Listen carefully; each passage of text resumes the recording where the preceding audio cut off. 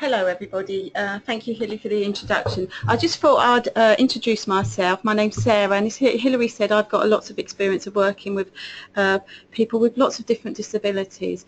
The area of deafness, I did qualify as a communication support worker many years ago, but I've also got personal experience. My sister is deaf, and I've also been a foster carer for a deaf young lady as well. So I'm going to speak from some personal experience as well as working within a college.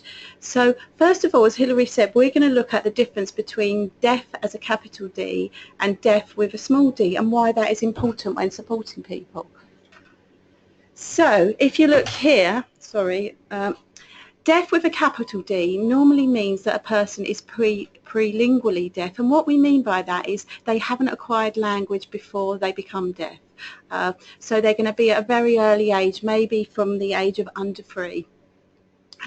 They're likely to be involved in the deaf community. There is a strong deaf community around that's vibrant, and it brings people together that feel at ease with one another, and obviously use British Sign Language as their first language. There is a deaf culture, and there is a strong deaf identity. So there will be people with that were in the capital D deaf, if you like. And why is that important? It's really important when you're supporting someone, like with any culture or any other minority language, that you understand people's values and where they're coming from and what their culture is. So an example of, a cultural thing might be a deaf person in a restaurant. It's when they're together in a restaurant, they use lots of eye contact, and they don't eat at the same time as they communicate, because obviously it can be quite difficult if you're using your hands. Whereas as in the hearing world, we often don't use as much eye contact, and we would be eating as we were talking. So that is a contrast between their culture and our culture, if you like. If we look at people that are deaf with a small d, it's more likely to be someone who has a hearing loss. So they probably would have acquired language first of all. So they're likely to use spoken language as their first language. Now I refer to spoken English language, but obviously if it's someone from a different culture, it might be a different language. And they'll be associated with the hearing world, so they might not be involved in the deaf culture and the deaf community. Within the deaf community, there are lots of deaf clubs. There is whole societies where deaf people come together as one. Now, as I said to you, I have a sister who's deaf. She was deaf from birth, but she had a hearing loss, so she could speak. She learnt to speak, but she was taught to lip read. From an early age, she found it really difficult to accept her hearing loss, and although she wore hearing aids as a young child, as soon as she became a teenager, she would take them off and not wear them. Now, this presented quite a lot of problems once she was in a class. And I think it probably meant that she didn't achieve what she could have achieved at school and college, partly because of the stigma she felt was attached to being deaf. And I'll talk a little bit more about that when we look at barriers to deaf. The young girl that I supported, who used to come and stay with us, she was born deaf, although I wouldn't say she belonged to the deaf community at that stage, because she was her parents were hearing, so they weren't involved in the deaf community and the deaf culture, and that meant until she went to residential school she didn't have those links. Now she's a grown-up and she lives independently. She is immersed in the deaf culture, and I would say she would be a person that you would associate deaf with a capital D. So that's why it's important to understand the difference, because you really need to help value each person's culture and identity. I'm going to stop waffling on that one now. So let's look at some of the barriers a person might have when they're going into education. Obviously, when you think about a deaf person, even a person with, even if it's hearing loss or someone who uses BSL, less information is received, which means there's fewer facts for which to base their judgments on. And that means the quality of information you're giving them won't be so good. they can often have a distorted picture because obviously they're picking up visually on things, and they have to absorb their information in a visual way. And this can mean that they become tired. You can find it hard to concentrate. So people who wear hearing aids, sometimes the noise of the hearing aid picks up lots of other, it amplifies every noise. So in a large classroom, if you're having big discussions, it can be really difficult for someone who's wearing a hearing aid to concentrate, and it can be quite tiring because what they have to do is try and block out all the other sounds and focus on that group discussion, and that can make it really tiring. They sometimes will need more time to process information.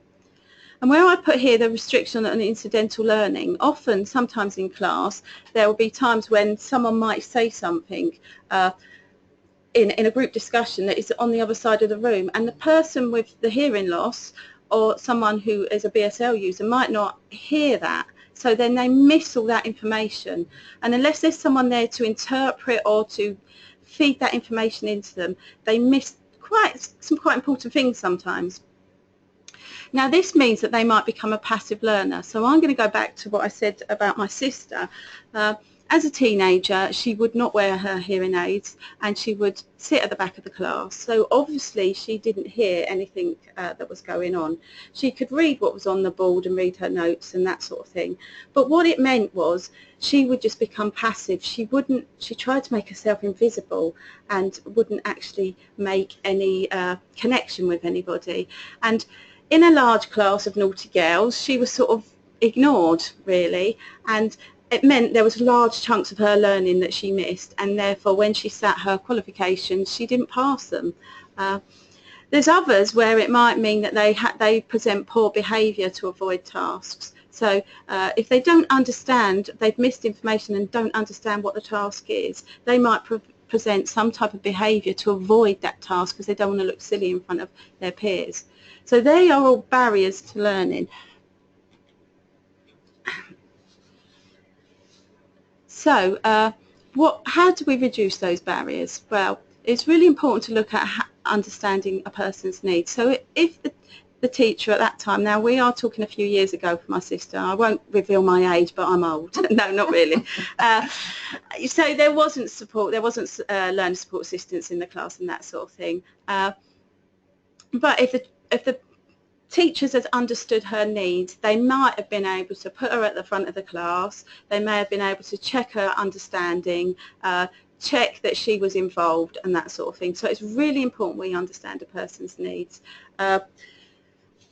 We need to be deaf aware, and by that we need to be aware of the environment, we need to be aware of our impact, how we communicate with someone. If we're writing on the board, if we turn our back and we're still speaking to the board, that means someone who lip reads, someone who wears hearing aids won't be able to hear what you're saying.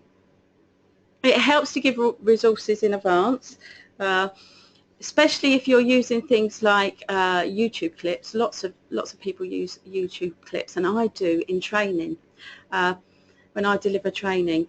Now, if we can give it in advance, it might mean that a person would be able to listen with their own devices at home so that they would be able to absorb some of that information.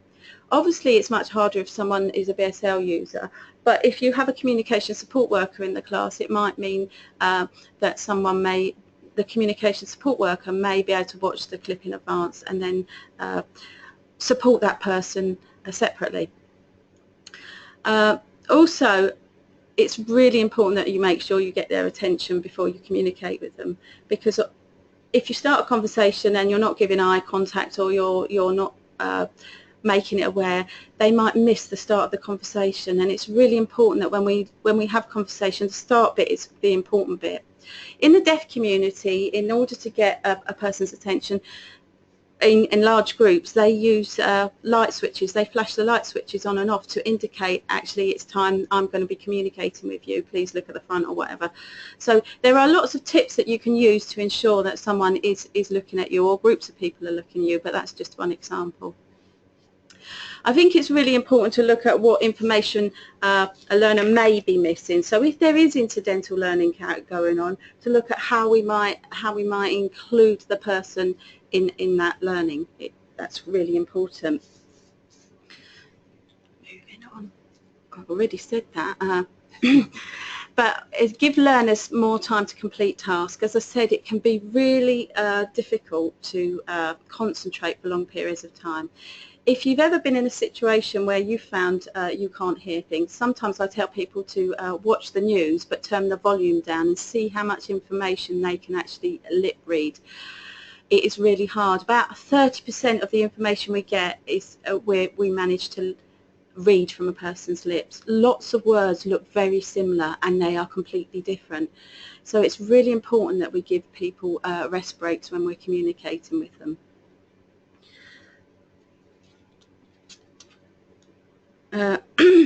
Some of these things are obvious, but sometimes you do them without realising. So you've got to always face the deaf person and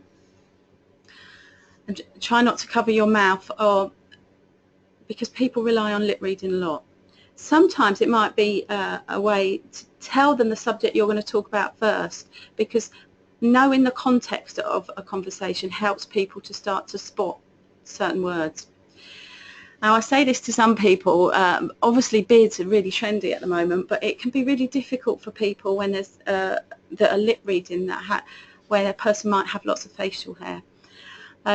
You can sometimes employ lip speakers. Now, they are trained people that actually speak in silence the words that you're speaking, but their lip patterns are so pronounced that someone that lip reads could hear them. Now, if you've ever seen a lip reader, a lip speaker, you'll see that they often wear bright lipstick, obviously the women, not the men, because it helps for the lips to stand out. So if you feel like it, even the men out there, you could put some lipstick on and that would help for your lips to stand out a bit more. But when you are speaking to a deaf person, it's really important that you don't over-exaggerate words or pronounce them slowly or that sort of thing, because it makes your lip patterns change and it makes it much harder for the person to read what you're saying. Checking for noise and lighting, it's really important. As I said, the environment makes such a difference. Background noise, sometimes in a classroom, you might hear here we've got a fan on. For someone with hearing aids in, that can be really distracting.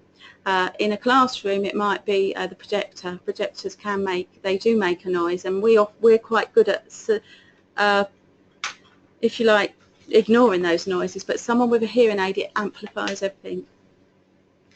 Also, to make sure your face is not in shadow, because then it makes it difficult for someone to lip read. So really the ideal situation is that you want light on your face so that the person can see your lips. And obviously you want to ensure on days not like today, because it's not very sunny here, but on days where there's lots of sunshine, that the sun isn't shining in the person's eyes. So if you're in a large classroom, you do have to look at seating and where you might put a person and where the best point is for them. Often it's best to ask them where is best for them to sit. Now, as I said, if you'd asked my sister that as a teenager, she wouldn't have told you, because she wouldn't want it to be different. But for some learners, it's quite important. And obviously, if you're BSL users and you've got a signer, you need to make sure the signer is in the right position for that person. So the other day I was doing some training in Lambeth, and we had group discussions. Now the signer was sitting, we had a big round table and the signer was sitting completely opposite. You'd think the signer would be sitting next to the person that was deaf, but he was sitting completely opposite so that he could see. And then when I showed a YouTube clip, he came up and stood right by the projector, so that he, not the projector, you know what I mean? That's it. Yeah. So that he could sign while she was watching the clip. They do that on telly, don't they? On some catch-up programs. Yeah, that's right. The other thing here is to keep your distance. So you need to stand about 1 metre or 2 away from the deaf person. That's for all sorts of reasons. For people that sign, they need a bit of space, because signing is it's a movement, so they need a little bit of space to do that. Don't want to feel too restricted. And obviously for someone who's lip reading, if you're too close, it's going to be really hard for them to look at your lips and that sort of thing. Just to talk a little bit about sign language, which I hadn't done, British Sign Language is a language on its own. It has its own structure and its own syntax and its own grammar. So, for instance, we would if you were signing "What is your name?" it wouldn't come out like that. It would be "Name your what." So you always put the question at the end of the sentence and the context of what you're signing at the beginning of the sentence, because there are some signs that are the same, but in different contexts or different content, the sign would mean something different. It's not universal.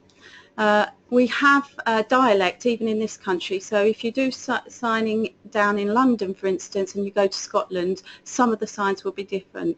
Things like numbers, sometimes we do them on one hand, sometimes we do them on two hands. American Sign Language is quite different than ours, so they would sign the finger spelling, the alphabet, all on one hand, whereas we do it on two hands. Our sign language is similar to the Australian sign language. So if you've ever watched Neighbours or things like that, sometimes they put signers in the corner. I try to work out which signs are similar, and there are quite a lot that are similar. So there's roughly about 70,000 people in the UK that use sign language as their first language. And although I said it's not universal, there are some multi-channel signs, which mean that there are some signs that probably you and I use without realising it, that things to do with gestures and body language that you would be able to use across different countries. So I'm now going to go back to communication tactics.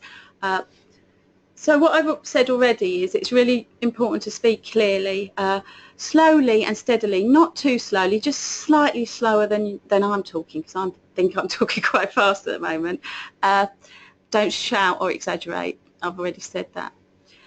Also, taking turns. So it's really important. So if you're talking to someone, to wait and stop to see that they're going to communicate back to you, because communication is a two-way interaction, and you really must do that.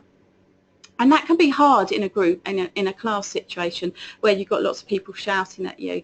So maybe in group discussions it's important to reinforce ground rules where people take turns in communicating and they don't talk over each other, because for the student that's deaf, that might be really difficult. So sometimes if people don't get what you're saying, repeat and rephrase if necessary. So try to say the same thing, but in a different way. It might help someone.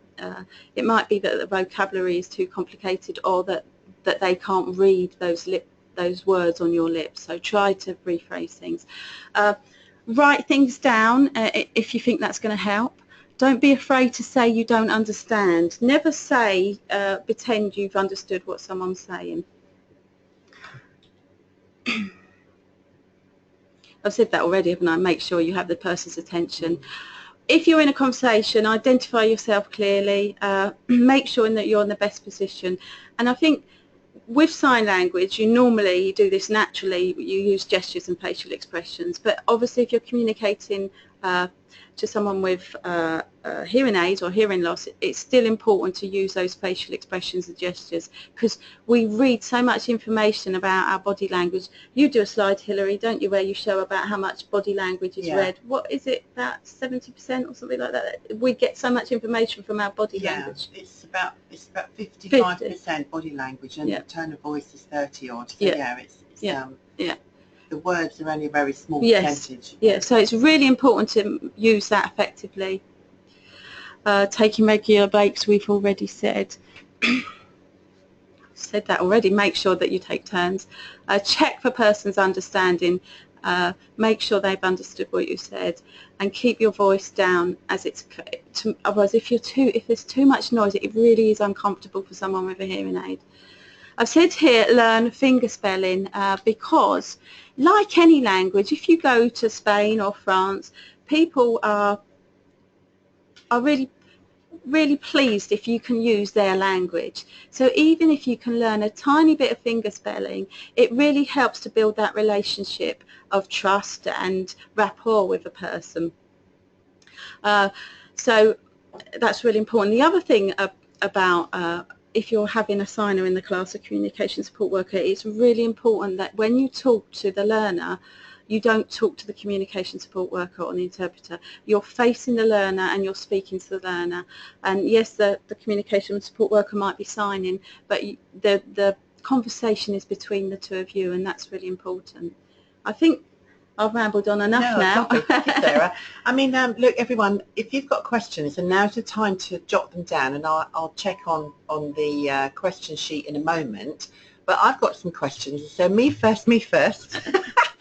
It was interesting what you said about not talking to the signer. Yeah. Because I know over the years I've had a few classes where I've had someone who's got a communication support worker with them, and so they are communicating via sign language, and it's a big trap that everyone falls into, that you look at the signer when you're speaking and then they communicate, and so the thing to overcome this sort of inhibition, isn't it, of speaking to the person who is deaf, and they aren't looking at you when you're speaking to them, because they're looking at the communication support worker or the signer to hear what you're saying, or to understand what you're saying. Exactly. So there's this triangle that goes on, which sometimes people find really awkward and uncomfortable.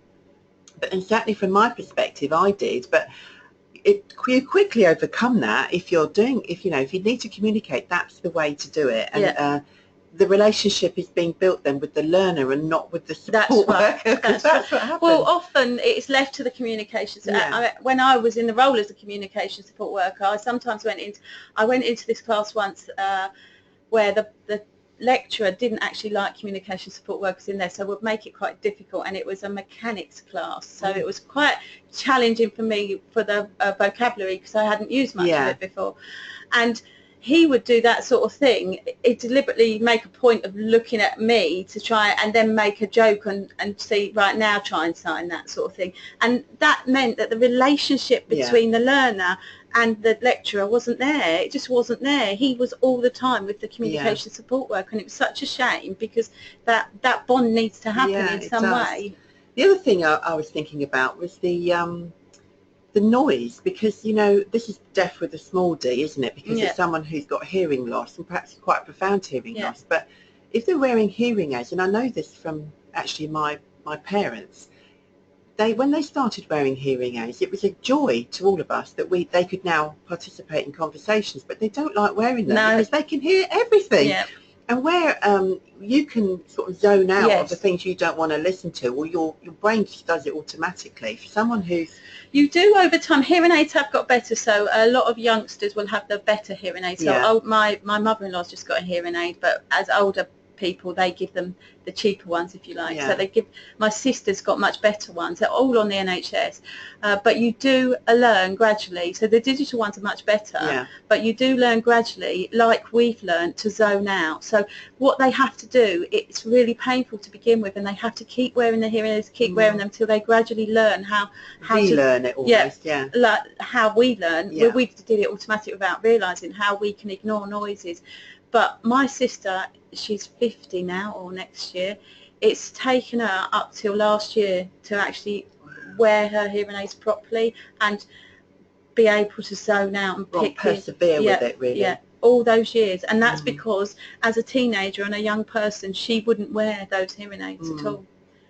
The other thing I picked up on was you said about the technical terms that, as a signer, if you have a student who's got a communication support worker for BSL, it's really important that they have keywords given to them, because quite often, if it's a technical word like you described, they don't have a word, they don't have a sign for it, so they've got to create one between them. So once their keywords are, they're up and coming, it would be a really good idea to give all of those. That's really good tip. Starting from the beginning of term, so that they can then learn those together and the sign for it, because it's going to be given over and over and over again, isn't it? And I mean, I was in this mechanics class just once because someone was off sick, and that wasn't my area. And obviously, signs look a bit like the parts of the car, and I didn't know what the parts of the car looked like. Not. Why would you? What's a carburettor look like? How do I sign that? But you know, it would be really useful, because then at that point somebody could actually just point to the word that they, and again they might agree a sign between them. I mean, there are signs for all of those bits, but they're very technical, and the technical vocabulary can be difficult. So I've got a question then, another one. Actually, there weren't questions, were they? No. So what's the difference between BSL, British Sign Language, and Makaton? Okay, British Sign Language, as I said, is a language in itself. It's now been recognised. Years ago it wasn't recognised as its own language, but it is now.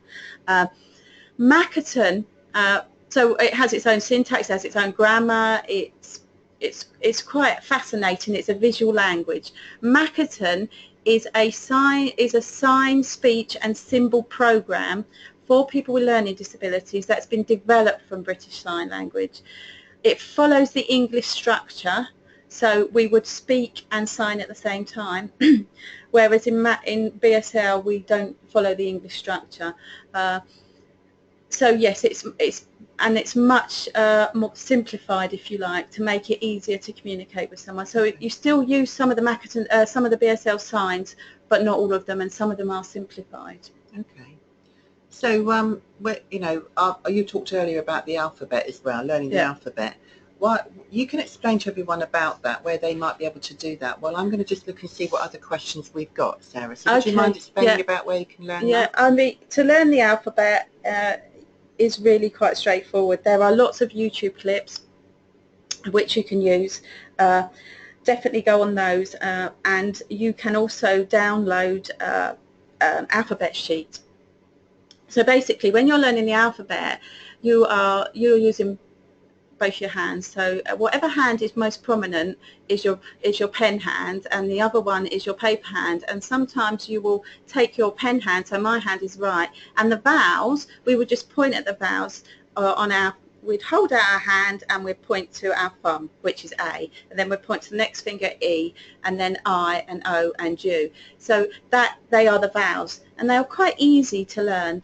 And gradually you can learn the whole alphabet. And why that is important, it means that if you do come across someone who's deaf who uses sign language, you could say hello, because hello is the same as hello, waving your hand, and you could sign your name, and that starts the bond. Sign your name, as in with your hands, with using the alphabet. Yeah, you could spell out your name. Yeah. And also, if you look on the news sometimes, or when you're seeing people interpreting, if there are long names or countries, towns, they tend to sign them out. That's right. On the fingers. So it's funny because I learnt my AZ on my fingers when I was very young. My mother taught it to me, and it's like something I've always remembered. Can you still do it? I can still do it, right. And both my children can sign their names or spell their names.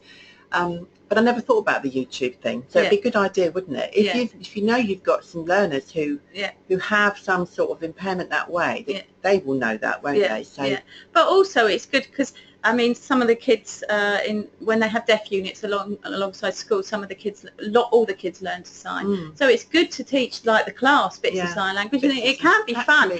We've done like Christmas carols in sign language and different things like that, because it's quite a visual, interesting, fascinating thing to do.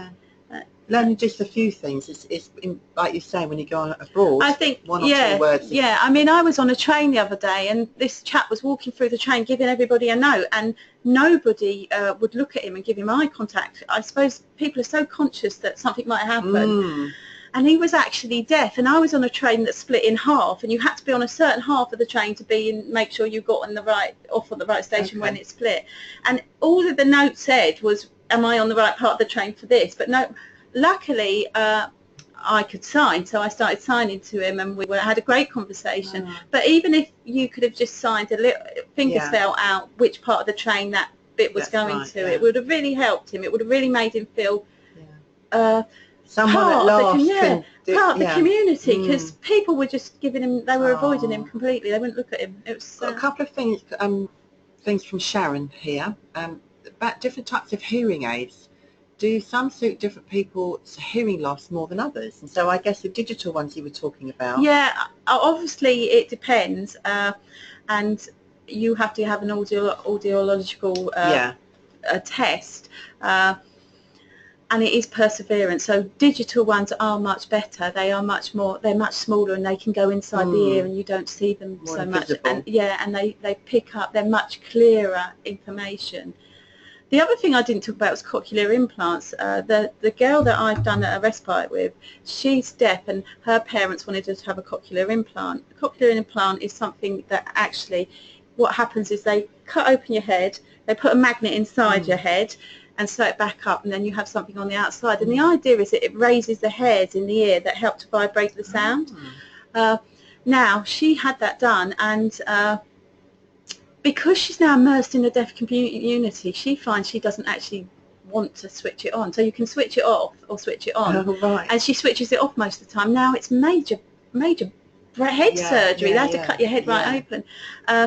And lots of that's she's rejected it because she switches it on occasionally, but because she uses sign so much, she's finding she doesn't need it. But because the hearing parents feel it's important, it's sometimes pressure from hearing people to have cochlear implants, and the deaf community are sometimes quite opposed to being forced into this cochlear implant because it's not always the right way. So it's not always right for everyone to have a hearing aid. No. It might be better for them to learn sign language as well. It just depends. Here's another good question from Sharon. How do you indicate a space between words when sounding out words using letters? So if you're doing your finger finger signing. So you'd start by spelling out one word, and you would just literally give a gap. So you'd stop, you'd rest your hands if you like, and then start again. So if you were doing two names, for instance, your first name, so I'm spelling my first name, I'd stop, and then I'd go again, I'd spell out my second name. So that they'd know. You sort of rest your hands and then start again. Okay, so it's as simple as that. There's no sign for pause. No, well, just stopping is a sign for pause. Okay, yeah. Well, it's so interesting, Sarah. Thank you ever so much for sharing your knowledge with us. What I know about teaching, in class with somebody who is deaf, is that all the things you've described, like talking to the board when you're writing and other people calling things out which might be missed, they are all very, very classic, and everyone falls into that trap. It's really about being aware, isn't it? Of thinking beforehand. So, for instance, if someone does call out, and it's about repeating what that person has called out if it's important. If someone has asked a question and that person hasn't heard it, and you're just about to answer, you might say, this question has been asked, and then you start to answer it. Otherwise they won't know why, will they? They won't know why. If there's any more questions, you can email them across. We're going to have to go in a minute, but if you've got any questions, do just get in touch with us, and there might be something that you've thought of after we've gone. We're quite happy to give you some answers or some ideas. And finally, in 2017, the first 3 webinars we're going to run, we've got no more now for this year. There's too much else going on for all of us, I'm supposing. Positive support for ADHD. Then we're going to look at succession and effective questioning and differentiating behaviour management. So differentiating behaviour management is all about saying that it's not okay for students who've got additional learning needs to completely not have to follow the rules. Of course they must, but it's how people become more inclusive with the same behaviour targets. So I'll explain all of that, and I'll let you know when all of those are going to happen. I'll be in touch with dates and login details. Finally, here are our contact details. So this is my email address. I guess you know mine already. And this is sarah@disabilitylearning.co.uk. So thank you so much for joining in today. And remember, if you've got any questions, these are our contact details, and we're more than happy to help you out. Thank you. Have a great Christmas, everybody, and see you in the new year. Bye for now. Bye.